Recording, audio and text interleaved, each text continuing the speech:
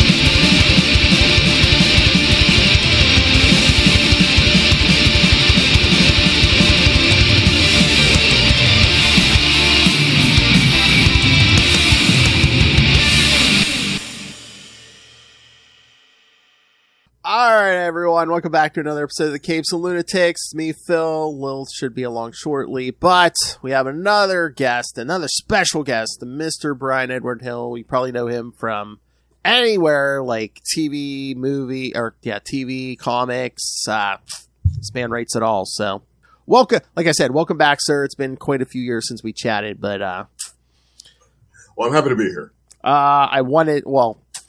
I've been wanting for a while to tell you congratulations and good job on the Titan stuff. I watched that every time that was out. So, oh yeah, I mean, well, that was a really great experience. Working on that show.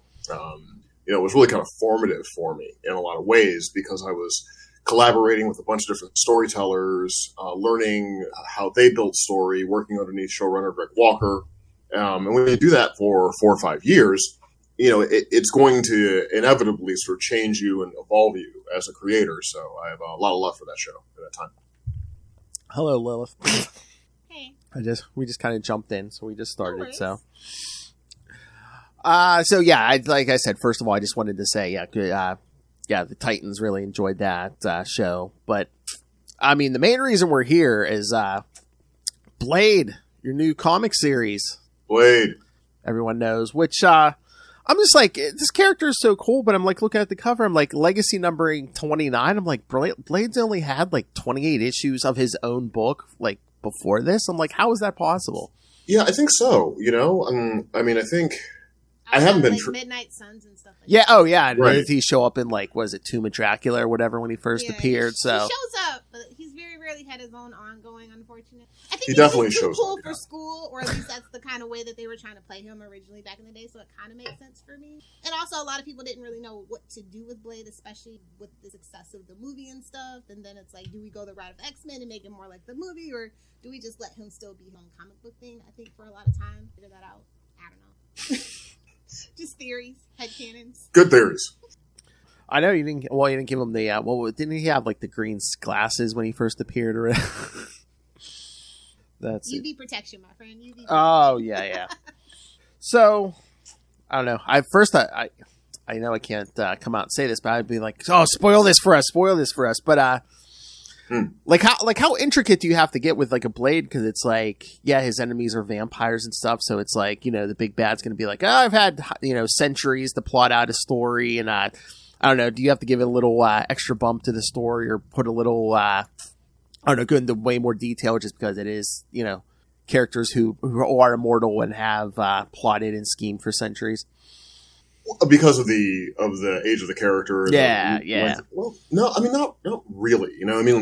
Look, the task of building a story world is about making something feel real and visceral and authentic to you, the creator, right? Mm-hmm. So, what gives me the delightful butterflies of knowing I'm diving into a thing isn't necessarily thinking about those sort of things. I think about more of who is the character, what does he want, what's standing in their way, all this kind of David Mamet kind of classic Aristotelian Greek story questions, right? And that's the guiding force of building any kind of story. I haven't been alive for millennia. I mean, I can circumspect what that might be like. I can point to or draw out aspects of my own life and try to find some kind of kinship there. But ultimately, I have to build the story and the character kind of around things that feel authentic to me and my experience. And so this character who is, he's like, he's half man, he's half vampire, he's caught between worlds, right? He's fighting a war externally that matches the war he's fighting internally. Right? And that's kind of what we all are doing in one way or another. And so that is the first point of identification, is that, right? When you have that clear conflict within a character, then the nature of the kind of story that I want to tell becomes apparent very quickly. It's very fast distillation of ideas into something that feels like it's going to take form and take shape. And that's what I wanted to explore in this series, is that internal battle of identity, that internal battle with the shadow self. And how does that manifest against a villain that represents in totality shadow, that represents in totality evil, right? That understands an aspect of who you are better than you understand it yourself, and that's a unique form of terror, really, to sort of build from, right? And so those were the things that came to me very quickly when I started talking to Marvel about doing something with Blade. And I felt like I had a story that would work and would hopefully entertain audiences, and that was also kind of worth my time and energy to bring to the page. Well, I mean, you're a busy man with your screenplays and things like that too. So, well, I mean, that's the curse you want, right? Exactly. You definitely want to be busy. You want to stay busy. You want to stay creative, because when you do that, the momentum spreads to the next thing, the next thing, the next thing, the next thing. And I have a really bad problem being inert. I've never been very good at being inert. I've always been, I think, kind of driven towards one goal or another goal, right? Yeah, check your credits, definitely. So yeah, so I function best, in productivity. I don't function particularly well when I don't have a dragon I'm trying to fight. So, are you saying with the current Hollywood writers' strike, are we about to get like 6 new comic series from Bryan Edward Hill at any moment?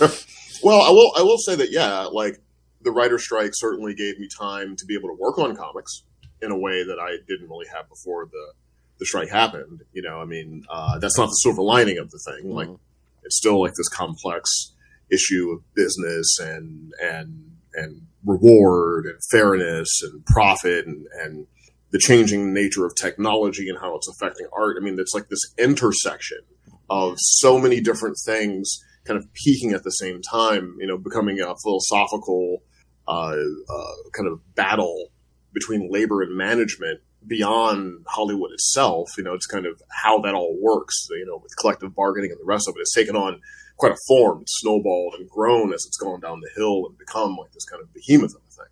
But while this is all happening, and it's an important thing to happen, yeah, I have been creatively exploring what I can explore, during this time. Since I had to put pencils down on the studio work that I was doing in film and television, then comics I could certainly pick up. And I've been working on some personal projects as well that I never really had the time to do before. Because I tend to be a little obsessive about my work, and I tend to kind of, if I'm working on a thing, I tend to live and breathe that thing in a 24-hour-a-day sort of way, which is difficult to do when you're, trying to balance the work you've been contracted to do and all of that. So it's given me some space to be able to explore different creative things and build some different things. So I think coming out of the strike, yeah, we'll probably have things to announce. I mean, there's other things I'm working on in comics I can't even talk about at the moment, but they'll be along, and so I've tried to make the best of the time. But I mean, I'm sure, of course, because of your writing, but your art team on this book. I mean, the book fit. The issue one felt. Yeah, I mean, Kiss, Black Widow. I feel like yes. that's like a match made in heaven. Like she, is that espionage spy thriller kinetic kind of movement from that, and I feel like that definitely transferred. But I think as much as his writing conveys it, I think that I always loved her art too. But it seems even more cinematic, and this book seems like you could just pour this into a movie, and it could be a movie. Well, so when you're film school, probably in them. Like when you're working on a comic book and you're going to work with an artist, it's a different analog to film. It's similar but very different, right? In the film, you'll hire a DP, and then you're going to hire actors, and then you're going to have an editor, and then you're going to have a colorist, and you're going to have all these different people that sort of finish the project down the line. It's a continual practice of collaboration. And in a film, your film is really made in the edit. The shooting is just the gathering of the material, right? And then when you have all the material and you get into the edit, that's like where the real magic happens, right? That's where, you can find things you didn't know were there before, and you can change aspects of the storytelling and all that. Editing is, I think, the most invigorating part of making a film. It's not really the same in comics because, you don't really edit the comic in the same way. You do a little bit of that when you're doing page and panel work on the script, but the artist is your DP, builds your actors, conveys performances. They do a lot. They do about, 4 or 5 of the individual jobs in a film the illustrator has to do in a comic book. So it's really important to have a synergy between writer and illustrator on a book to make the book really work. And Elena's work, I was always a fan of. She has a very sharp graphical style, which always appealed to me in terms of illustration. There's aspects of Patrick Nagel I see in her work. There's aspects of that kind of, sort of early to mid 80s, minimal but powerful kind of illustration. I've got some Nagels hanging up on my wall. I'm very much into that kind of stark imagery, almost like a near vector sort of thing. And I think Elena really has that capacity. And she's also a teacher, too. She teaches art at the same time that she performs art, which means that she has an even deeper understanding, right? Because there are people who can do, and there are people who can do and can teach. And those people, they tend to have a more 360-degree viewpoint on the craft. So it frees me up as a creative because I feel like no matter what I'm putting on the page, I have a partner that is able to realize that in some way and also take it to places that I didn't think she was going to take it before, which is really what you're looking for. If I wanted exactly what I saw in my head, I would just write a novel, or I would take a photograph or something. But when you're working in comics, I guess the magic in comics for me, as opposed to the editing of film, is when the illustrations come back and they are realized in a way that you couldn't really anticipate. But there's layers of her experience and her perspective and her feeling and her emotion that's in there. And hopefully readers get the combined force of these two craftspeople, and they can enjoy the experience that way. I think that's the sign of a good run. I've heard that from writers before, where they're like, I sent the script to the artist, and what I got back was like way better than what I envisioned in my head. So that seems to be the key to the greatness in comics. Yeah, for sure. I mean, I think that synergy is what you're looking for. When you're in collaborative processes, you're looking for partners. You're looking for people that understand what you're trying to accomplish, and you understand what they're trying to accomplish. So everyone's on the same page. Doesn't always happen, but I think it's important in a process if you're trying to, get to surpassing quality, right? I'm not saying I got there. You never know if you get there, but I'm always aiming at surpassing quality, right? So, having that collaboration, having that work, having those rhythms there, knowing that when you throw the ball, you've got a receiver that's running down the field that's going to catch it. That makes a big difference. All right. We got a email with a few questions for you here. I was intrigued by some of this. All right. By Ken Hazlitt. Wanted to know. All right. First question. Blade issue 1 is a blast. What character, story, and tone inspirations were in the mix, and what was in your playlist for writing it? Well, so when you think about Blade, think about vampires, right? I mean, vampires have a different emotional meaning for kind of all of us. You go back to like the roots of Bram Stoker, for instance. there's a reading of Dracula that's all about, the fears of immigration. It's all about the fears of the outsider that's going to come in with, this extraordinary kind of obscure and culturally primal sexual prowess that's going to come and ravage our fair society, right? There's a lot of that, kind of within, some of the ancient vampire lore. You can read Nosferatu, not actually we'd watch the film. I mean, the F.W. Murnau film, the silent film. And you can read some of that in there, right? But then you have, kind of modern day parlance of vampires, things like the Lost Boys and sort of represents the primal freedom of expression, right? It sort of represents the characters that are in a world of repression, who are able to express themselves primally, express their core desires, without conscience. And there's a lot of that, kind of in there too. So those kinds of things, they give you a lot of colors in the rainbow of vampire lore. Now, my personal influence on Blade, I can't get the Stephen Norrington movie out of my head. The first Blade movie, which I think is a remarkably well constructed genre film. It's paced incredibly. It has great aesthetics and is largely, I think, responsible for not only many of the aesthetics of The Matrix, but also for the kind of modern day approach to comic book stories on film, right? Oh, so yeah. That's certainly an influence. And then like just thinking about like the kind of cinematic experiences I had as a kid, watching genre movies on cable with the big pillow in the living room and what those things were like, and so yeah, there's a lot of James Cameron. There's a lot of the first Terminator in that issue of Blade, right? I mean, obvious influence in The Club and all that, but there are other things as well. I mean, there's some Michael Mann in terms of A Beach House. So a lot of my books are love letters to the kinds of filmmakers and the kinds of imagery that they created in their works. I am sort of rediscovering and re-exploring those things. At the same time, I'm telling a story about Blade. There's another question. I mean, you might have answered this somewhat, but other than like everything, are there specific things from your personal history that you are bringing to Blade? What about his backstory resonates most with you? Well, I don't know if there's a specific thing that I underlined. I'm going to port myself in this way into the character, and I don't think that, but I mean, for most of my life, I kind of always have felt a bit like a renegade, a hopefully semi-righteous renegade in my own way.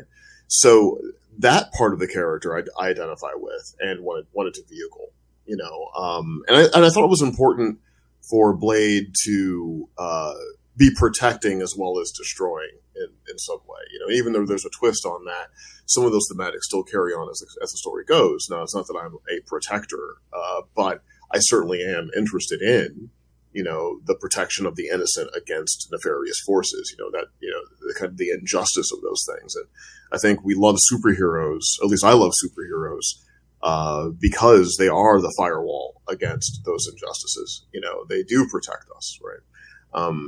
And so that's all kind of in there as well.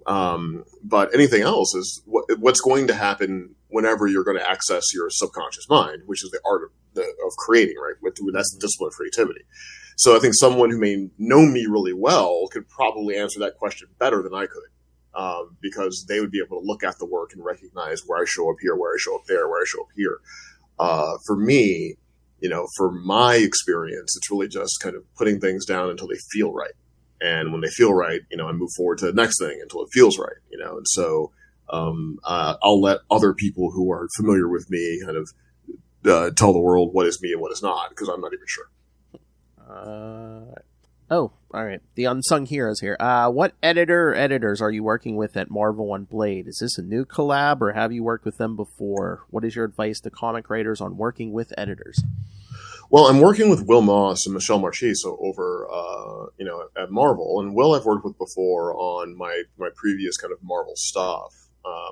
And I liked him very much. And he was a big part of why I wanted to do Blade, because he reached out. And I tend to work with the same people over and over and over again.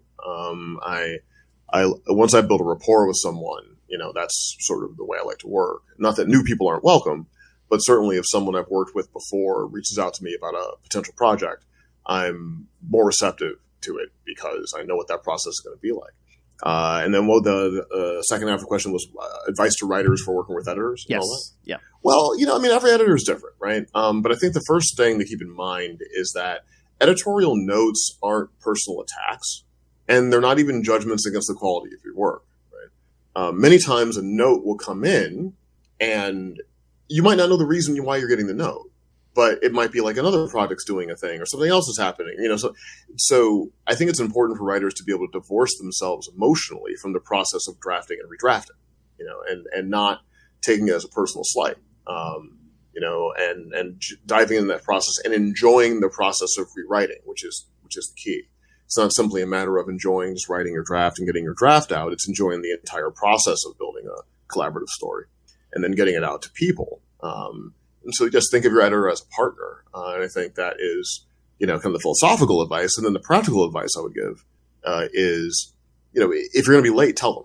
If you're going to have issues, tell them, right? Communicate with the people that are editing with you so they have an idea of what your workload is like and what your life experience is like. Don't just disappear and then reappear with some work, later. I know a lot of people do that, and it makes it difficult to get hired again, and it makes it difficult for the editor, and it makes it difficult for the reader who maybe has to wait, on the book. So you want to have this kind of open, transparent collaboration between you and everyone in the process. And so I would recommend that writers also take that into mind. Okay, here's a me question, so it'll be a little dumber. Sure. Do you know any secrets about the Blade movie? Just because you are working on the book, do they say anything to you about, either go in this direction or, hey, don't touch this or do this or anything like along those lines? No, in fact. I mean, I haven't even asked, to be honest, because it doesn't really affect what I'm doing. So it hasn't been a point of curiosity for me, really. And it is something I need to have in my head. I trust that when I write a script and I turn it in and they approve it, that it must be aligning with whatever their plans are. But yeah, I haven't really inquired about it. I try not to have too many opinions about things that don't really concern me, and I'm looking forward to it like everybody is. Oh, yeah. But, it's it's never been a point of conversation between me and Marvel. No. I mean, I kind of like when they, you let the writer of the comics do what they're going to do. Let the creative, team on the movie or TV show do what they're going to do. And Sure. I mean, I will say this. It's not so much about the upcoming Blade film, but it was important to me that the book be a experience that someone who might be ambiently familiar with the character from the movies would be able to enjoy. Right. So I didn't want to have something that was completely different from what the layperson, who's not a deep hobbyist in comics would expect. So in that sense, the Norrington movie stays in mind. But yeah, and, in terms of, I know from my other work how making a film is its own war. It's its own series of chaotic moving parts that somehow reorganize themselves into something that you can watch in the theater, right? So, knowing the ever-shifting nature of things, I just decided, what, I don't need to worry about that. I just need to worry about what I'm doing over here. All right, two more. Okay, not to get into spoiler territory or anything, but when you got offered the Blade book, was there an immediate team up that popped into your head that you said, "Ooh, I really want to do this"? It's like one of the questions for the email. It's like, who would you like to see Blade team up with? Oh, well, I think they've already solicited the fact that Doctor Strange shows up in the series, and I just look at the natural sort of people for Blade to bump into, right? And it just seemed natural to me to have Stephen Strange be an element of this story, since we're dealing with things that affect the balance of occult, esoteric evil, basically, in the world, right? So it seemed natural for the Sorcerer Supreme to show up at some point. But, I didn't have a wish list. There is another character that Blade will interact with in the next arc that I'm writing currently. That wasn't a plan from the beginning, but seemed right, in terms of storytelling, and it just sort of happened that way. But yeah, I didn't really have a wish list of people that I want him to interact with, mainly because I want to make sure he can also stand up in his own book, right? Because a lot of his appearances have been, Ghost Rider's over here and so-and-so's over here, and Blade shows up. I've written a short Blade story, a short group story where Blade was in the story. I did a couple pages of Blade, I was in some kind of crossover event. I forget the name of it, but there's so many. We don't blame you. It's a lot, but yeah. So yeah, it's all, again, I try to make it all organic. I try to make it all in the moment. Oh, this would be interesting. Or sometimes just logically, this character should probably weigh in on this. And then you ask them if it's okay for you to use them, and then they either say yes or no, and then you put them in. But nothing, no wish list going in. Is that like the big catch-22 of comics, where it's like you want your main character to stand on their own 2 feet, but guest appearances do help, where it's like, Doctor Strange shows up, where maybe there's people who are like, oh, I love everything Doctor Strange, I pick up everything Doctor Strange, so maybe if they're not reading the Blade book, they're like, oh, hey, maybe I'll gonna give this a try because my favorite character's in this book. Well, I mean, I imagine there's probably a measure of that, for sure. There's probably a little bit of that thinking somewhere. It's not what I'm thinking about, really. Yeah. That's the thing. Like, I'm not really thinking about, those kinds of things within the story itself, like that. The business end of it, right? Because that gets in eventually. Yeah, that gets in the way. That's a get in the way thing, and it's not a requirement that I think about it. There are very wise people who are thinking about it, so I don't have to think about those things. If there is a benefit in the cross-pollination of fan bases to the book, I think that's a good thing. I think it is incumbent upon me as a storyteller to try to capture the accurate voice of a character I'm using, so that people that are fans of a character feel like that's the same character from this book into that book. So I have to do that diligence. But it's not I don't think about it in terms of the marketing strat of the whole thing. If it happens for the positive, then, all good. I think Blade's such a strange character because even though he's a vampire, he can be very grounded, but at the same time, he can get sucked into the fantastical, the magical. Well, I mean, that's kind of what's really interesting as well, right? Because he is a character that is relatable in the sense that he reacts the way people react. He's not a character, like, say, Doctor Strange, for instance. Doctor Strange is a person that kind of sees the world through being the Sorcerer Supreme, speaks as a Sorcerer Supreme, behaves as a Sorcerer Supreme, right? Is inherently other. And while there are parts of Blade, the vampirism, obviously, his skill set, his experience that are very much other, there's also a part of Blade that feels very relatable. It's almost a discipline of grounding the character has, a pact he's made with himself to not be wholly the other, to still be grounded and contemporary and very human in his thinking and reactions, which makes him an interesting character to write in the worlds that you put that character in, because he may battle these things, but does not want to be fully of these things, which is something I'm exploring in the second arc of the series. And do you come at it different because, guys like Doctor Strange or even like normal superheroes like Spider-Man, it's like they were a normal person and then they became this bigger thing. Blade was literally born a vampire. So does that like color his view of the world where, it's basically, yeah, I mean, it must, right? It certainly must, and then, again, speaking to personal analogs about these things, a lot of us are born, we may not have conscious awareness of our self-definitions when we're born, but a lot of us carry self-recrimination. A lot of us carry judgments against ourselves for what we may think is innate within ourselves, right? We have a tendency to think experience is destiny, that past is always prologue, right? And if I have done these things or suffered these things, then furthermore, I will continue to suffer these things. And I think that's a universal aspect. Now, for Blade, there's a literal reason why he may feel monstrous, because he was born that way, in brutalist terms, in reductive terms, which makes it philosophically and psychologically appealing to me because I think that actions are destiny. I think that action is identity. That's how I look at things. Like your nature is in the acts that you perform, not in the circumstances of your birth, your creation. And I think that for me that applies to traumas. Childhood traumas. My father died when I was a kid, and so that was a traumatic experience for me. But I had to choose to not define myself via that trauma, right? And to kind of grow past that.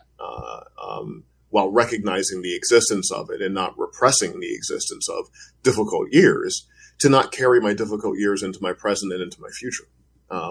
And so those things, those character things, those philosophical things, those are interesting for me to explore within the framework of a genre story. And the reason why I like genre stories is you get the tools of heightened experience that you can have within a genre story, but you also have the space to explore things emotionally and psychologically and philosophically. So you can marry these two thought disciplines into a story in a hopefully interesting way. And entertainment oftentimes is the honey that makes the medicine easier to take, right? Mm-hmm. So people may often be like, I don't want to directly engage these feelings rendered to me in a stark way because I don't want to stand in front of this mirror right now. But if you can Trojan horse it into fiction, if you can tell a story about legacy, the parental sins falling upon the sons, the ability of the children to redeem the parent, It's sounding a lot like Killmonger, but not my business. It could be Killmonger, it could be Star Wars, right? True. And there's a direct, very kind of, 70s Sidney Lumet dramatic way to explore those ideas, which you could do and people have done in films. But I think oftentimes the people who would be most affected by those films don't go to those films because they feel warded off by the confrontational nature of the presentation. But a lot of people will go towards something that has these penetrative ideas because it's wrapped in the experience of genre. I remember one time I was in an elevator with a filmmaker, and they were asking me what movie that I think did the most for like race relations, for instance. And I think they were expecting me to talk about, some of Spike Lee's work or work of that nature. And what I told them was Lethal Weapon. And they were like, I don't really get it. And I was like, well, because a racist is going to watch Lethal Weapon because it's an action movie. Not many racists watch Spike Lee films. Right? So there's a choir preaching aspect to the work. And it's great work. I'm not just besmirching the work, at all, the brilliance of those kinds of works. But I think it would be very difficult to get an anti-Semite to watch Schindler's List. But you might be able to directly approach and strip away and dissolve prejudice in the veneer of genre, right? And so that's kind of how I like to approach things, too. So it's not just the story. Presentation counts for a lot, too. Okay. Sure. I mean, there's nothing inherently wrong with confrontational storytelling, for sure. I mean, I enjoy it myself. But I think that sometimes we need a gentle hand, handing us this reflection, this introspection, as opposed to a stark kind of reflective experience that tells you from the beginning, I'm going to make you face these things about yourself. Wow. Can we stop and reminisce really quick? I just want to shout out all your work at Top Cow, and I just have to know that if Mark and Matt are still friends, like it would devastate. No, of course. I mean, look, Matt Hawkins was one of the first people that gave me a breath of life in comics, right? I mean, when I first wanted to write comic books, this is years ago, even before Postal and all that stuff. I couldn't get comics to throw a rock at me. I literally had editors at the time, and I don't think they're no longer there. And I'm not grieving them because I had editors at the time tell me I would never work for Marvel and DC, that it would never happen. Telling me never is a very dangerous thing because it's almost going to ensure that I'm going to make it happen. The fastest way to get me to do something is tell me I can't do it. That's motivating for me. Almost more motivating than people believing in me in a strange way. But Matt did believe in me, and he ushered me into writing comic books on a regular basis, having a book coming out every month, and that's really why I became known to people, because it's not simply the act of getting published one time. It is consistently.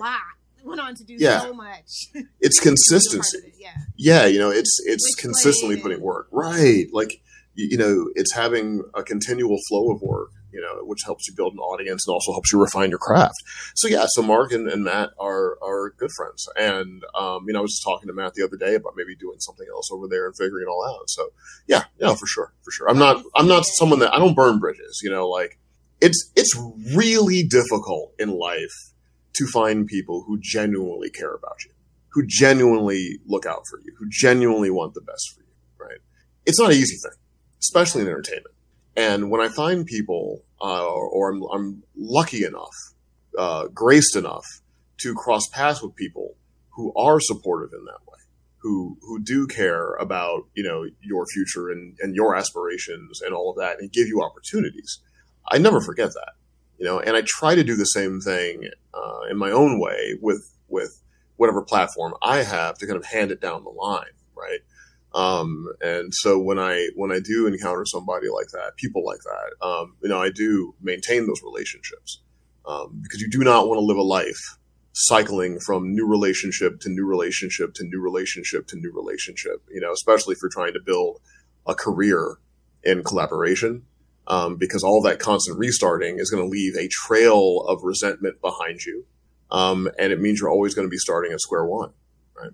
And you have to build that rapport again. You have to go through those moments again. So, same thing with the Titans people. I'm still very good friends with them. I'm still very good friends with Greg Walker, the showrunner there. Mark Verheiden, the showrunner of Ash vs. Evil Dead. I'm still very good friends with him.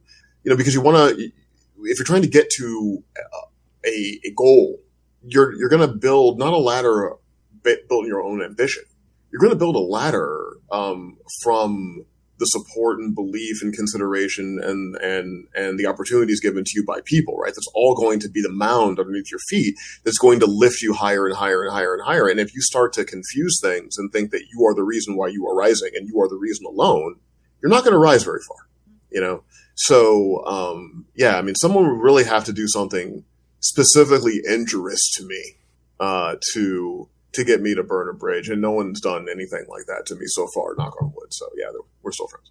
I mean, I think cool. Very good to know. I think that's the other, you're an inspirational story, because again, they said, oh, you'll never work for Marvel or DC. Not only have you done both, you wrote Batman stories. That's their cash cow. Well, I've been told I'm never going to be a lot of things my entire life, right? Yeah. so I'm used to it, I'm used to that framing, right? Yeah, and I don't even take it personally, right? Because most of the time, and this is something that if you're listening to this, or you're watching this, and you want to be a creative, which you probably do because you're watching and listening to this, I don't think I'm so interesting and awesome that you would just tune into me for sole entertainment, right? You're trying to get some tools for your toolbox, so let me give you something. So when people say those things, most of the time, 99% of the time, one, they have no perception of your capacity because you have no perception of your capacity. You can't look at a person and tell them what they're capable of, or at least what they're not capable of, right? Because you don't know. You simply don't know. A lot of times that is the projection of their own doubt and their own fear, and their own inability to reach their goals. And they're still carrying it with them. I've never met someone who is genuinely successful, happy about being successful, who is interested in any way in limiting the idea of what someone else can accomplish. Never met that person. Now, sometimes people might say, okay, if you want to do this, well, then you have this distance to travel, right? You're going to have to work on this. You're going to have to work on that, fix this, engage that. That's, yes, many times. But I've never met someone who is genuinely happy, fulfilled inside, who has accomplished things and felt the grace of that accomplishment, that ever seeks to limit the idea of what someone else is capable of. So, dear listener, dear viewer, if that has ever happened to you, and dare I say, if it's been friends or family, not just professional contacts, don't internalize it. That's them. It's not you, right? All you have to do is keep making yourself better every day. Change is constant, right? So if you're not making yourself better, then you're going to get worse. We literally cannot stay the same. I will be different in 2 hours than I am right now, and how I'm different is up to what I do in those 2 hours.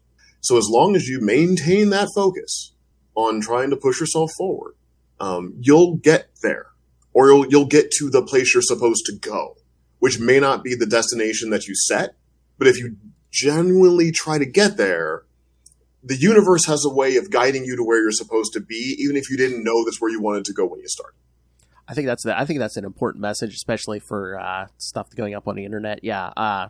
So basically, don't listen to the haters. If you want to be creative, just go do it. Don't let the haters get you down.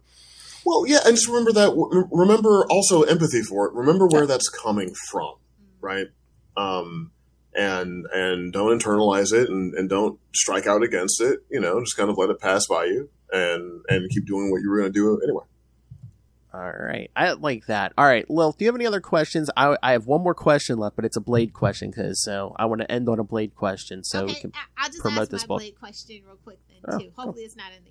Okay, I'm going to tell you my favorite aesthetic part about Blade, and then I want everybody else to tell me their favorite aesthetic part about Blade. And it's his sword. That's my favorite aesthetic thing. Like, he's so modern, but yet the sword. And he's on a quest to find an even badder sword, sweeter sword. He's on a quest. Yes. Well, I think for me, it's the sunglasses, right? Ooh. I tried to wear sunglasses at night. We've all listened to that song. It's really hard. It's not easy. It gets really dark, and so I admire the way he's able to, I guess through half vampire vision, wear very dark sunglasses at night. I wish that was something that I could do myself, but I've never been able to do it successfully. Well, I think the sunglasses fully got sold when Wesley Snipes did it. And I was going to say none of us are Wesley Snipes. We can't do that. I mean, that's really what it is that at the end of the day, none of us are Wesley Snipes. No.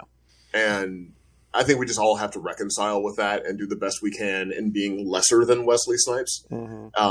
And then hopefully Wesley, acknowledges us and our attempts to be the best that we can be and is gracious with the fact that we can never actually be him.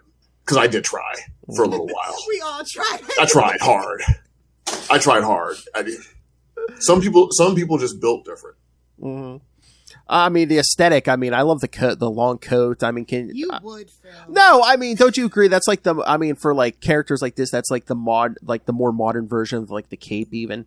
It is, because it even goes back to like when we did the Angel podcast. Like, oh my God, he's got the black coat, the long duster coat. Yeah, it's a thing. It's iconography. But Phil was emo in high school, so that's why I give him. I'm emo right now. Black jackets. Yeah, you were a cheerleader. Shut up. I'm emo. I'm gonna listen to The Cure when this is done. So. Nice. I'm still emo. Never got past it. It's not a phase. It's never a phase. Never got past it. She breaks my heart every day. I don't know why she treats me like that. The lady comics, she breaks my heart every day. If she could just see what I was inside. All right, I don't want to put you on the spot, but yes, the final question. Yeah. All right, so all right, if they gave you a Midnight Suns book, a team book, and Blade was on it, who would you want on the Midnight Suns team with Blade? Oh, well, I mean, I'd probably have to borrow Ghost Rider from my friend Ben Percy. Yeah.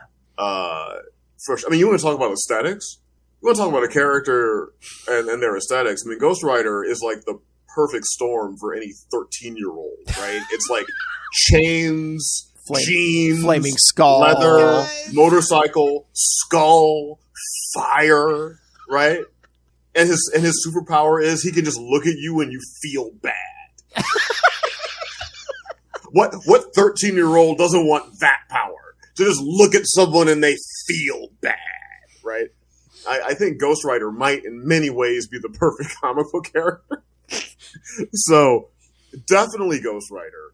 And then, I think we need a lady on there somewhere. I'm not really sure. Who? How about Clea? Cleus? It's Doctor Strange's wife. I was going to say, yeah, could be. Our buddy Ray's favorite, Elsa Bloodstone. Oh, could be. But I think that's kind of what you need. You need that energy on the team. Otherwise, I think Ghost Rider and Blade, it would just turn into a snark fest. Yeah, some terrible cheap pizza of macho testosterone that would get really irritating real quick. It'd be like two guys that dated the same girl that wind up sitting next to each other on a bus ride, and no one wants to read that. And she's like dating somebody else in the front of the bus, and they're just in the back mad at each other. I was gonna say you go Man Thing, a Werewolf by Night, Morbius. Sure. No Morbius. No more. Oh. He would break his back in like the third issue.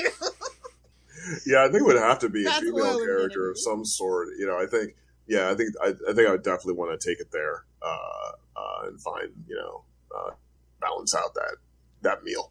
Or I mean, maybe a Bryan Edward Hill original character. Could be. I mean, there might be a Bryan Edward Hill original female character in issue 2. In fact. Oh. There might be. There might be. I like that tease. Well, I yeah. mean, I was already gonna read it. I already knew what the goal is. We're showing it to everyone else, love. Come on. There might be. You know, it's funny. I was joking with Nelson Blake II. He's a comic book artist, and I've worked with him before in a book called Romulus, and we've done some things too, about Miles Morales thing too. And I was saying if they were going to make a book, if someone were to write one of those like Barnes and Noble, I'm dating myself even saying Barnes and Noble, like Amazon books about the work of a person. You know, you could say like, you know, Righteous Women with Guns, the work of Bryan Hill, right? Like that is it's probably the most accurate way to describe what I am. I'm a dude that writes righteous women with guns. And if you read something and a righteous woman with a gun hasn't shown up, just stay there. Just stay there. She's coming. She's coming. She just woke up late. So I've got some stuff for you. I mean, there's worse things to be associated with. You know, there really are. And I blame James Cameron. It's all his fault. Yes. And, you know. And Ridley Scott. And blame James Cameron, blame Ridley Scott, blame Catherine Bigelow. You know, they are all responsible for the mess of a thing that I am. And so take it up with those people. So we're going to send a fruit basket to those people for Christmas, Phil. Put them on the list. Yeah, I'm just the creature. I'm not the doctor. You know, take it out on the doctor. So is that a secret? You take the mess that you are and you spin it into creative ways, and you know that is appealing to people. Oh, that's the journey of being an artist. You know, like recently, you know, I'll just say that I had a very difficult experience, like a personal experience, very difficult, and I had to write a story about it because I just had too much of it inside me. You know, and so I think that's what we do as artists. You know, I mentor some students now and again, and I tell them that as an artist, you don't have the luxury to not use what you feel, you know? And so when someone asks me, well, how do you deal with writer's block? I'm like, I write a story about writer's block. You know, I write a story about wanting to do a thing and can't figuring out how to do it. It might not be about writing. It might be about kung fu, but that's really about writer's block, right? You know, she broke your heart, pick up the guitar, write the blues. You know, someone close to you passed away and you're grieving, write a story about grief. You know, if you're angered about an injustice you've suffered, luckily I have not suffered many injustices. That's not something that I feel often. Anger is generally not something I feel often. But if you are angry, write a story about anger. Maybe it makes it more difficult to write Barbie when you're mad. So don't write Barbie. You know, write John Wick and then write Barbie. You know, after John Wick kind of, you know, catharsized, turning that noun into a verb, you know, it out of you. But as an artist, you never have the luxury to just simply feel. You know, you got to use those feelings. You know, Tarantino says it a lot. You know, there was a Charlie Rose interview I watched with Quentin Tarantino. I watch his interviews more than I watch his films, honestly. And not that I dislike his movies. It's just that, you know, I just end up watching hours and hours of Quentin talking. And there's a lot of Quentin talking out there, which is great for me, you know. And he's like, you know, like, whenever I'm working on a thing, right? So, like, whatever I'm going through is going to wind up in that thing, okay? So, like, you know, people will read it who know me and say, hey, Q, I can't believe you put that in that thing. And like, well, how can I write about anything else? How can I do anything else? I have to write about the thing. And so, yeah, like, that's what it is. Like, you know, whatever you're going through, you know, put it in the art. It's going to make the art more powerful. And it'll help you reconcile what you're going through, too. Oh, yeah. Great life advice from Bryan Edward Hill, guys. I mean, I'm not wise. I just have made a lot of mistakes. Relatable content for me. I mean, Lilith, this is a good episode. I mean, he's giving positive life advice. He's doing impressions. I mean, I don't know if a guest has ever done anything more, you know? You know, I mean, he's always a great. I do like obscure impressions that like only like, you know, like I do like Tarantino and like Ridley Scott and Axel Alonso. Like I do impressions that like, you know, I'm like only funny to 0.0000009% of the world. You know, so it's useless, but it entertains me. I do a pretty good Optimus Prime sometimes. Oh, nice. Well, yeah, you got the voice. Now you're talking straight to Phil. You got the voice. Just catered. You got the voice for it. I mean, come on. Autobots transform and roll out. Destiny does not always call upon us at a time of our choosing.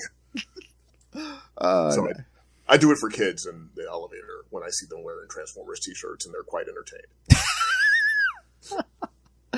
Well, you know, and then sometimes I decide I'm going to be the Joker because when you're good at something, you don't do it for free. Best So, yeah. quote ever, actually. Yeah.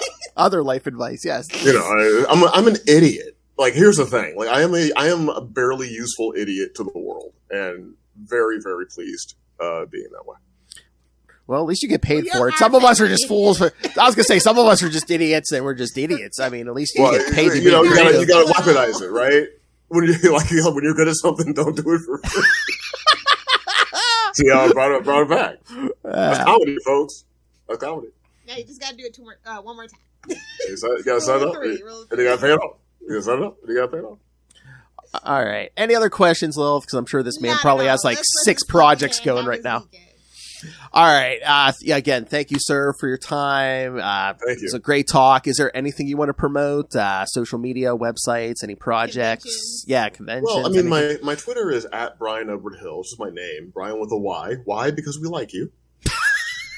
There's only about 5 more minutes where that joke will actually resonate with people, because very soon anyone who knows the Mickey Mouse Club will be dead. But it works today. So at Bryan Edward Hill, and promote. Yeah, let's promote kindness. How about that? Yes. Let's promote kindness and empathy and compassion, and let's promote the idea of working to see the best in the people around us, even when they make mistakes. And okay, I'll do it for you. All right, pick up Blade by this kind man. And read a comic book. Exactly. You know what? That's what I say. You know what? I think the world would be better if people just read in general more. Mm-hmm. I got paid to write it. Why? Because when you're doing something, you don't do it for free. Yay! Yes. All right. I'm here all week, folks. All right. The kind, The the talented, the humorous Mr. Bryan Edward Hill. Thank you, sir. All right. Enjoy your Friday. Thank you.